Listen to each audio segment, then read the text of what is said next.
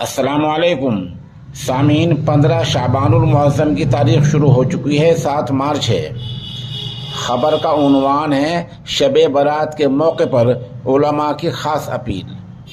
مدرسہ اسلامیہ عربیہ دارالقرآن ملک garden Qasim Vihar colony غازی آباد کے محتمم قاری محمد فرمان اور سرکردہ سماجی کارکن مولانا شاہنواز قاسمی مظفر نگری نے 15 شعبان المعظم کے تعلق سے مسلم سماج سے خاص اپیل کی ہے۔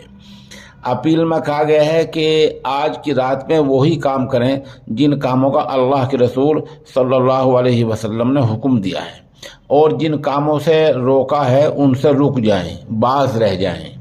ان علماء کا کہنا ہے کہ شب میں قرآن کریم کی تلاوت اور نفل نماز کا اہتمام کیا جائے، اور بدھ کے دن روزہ رکھا جائے، قبرستان میں خاموش طریقے سے جایا جائے، سڑکوں پر بائک لے کر گھومنا، آواز بلند کر کے شور مچانا اور پٹاخے چھوڑنا یہ اسلامی طریقہ نہیں ہے۔ ان چیزوں سے آدمی گنہگار ہوتا ہے۔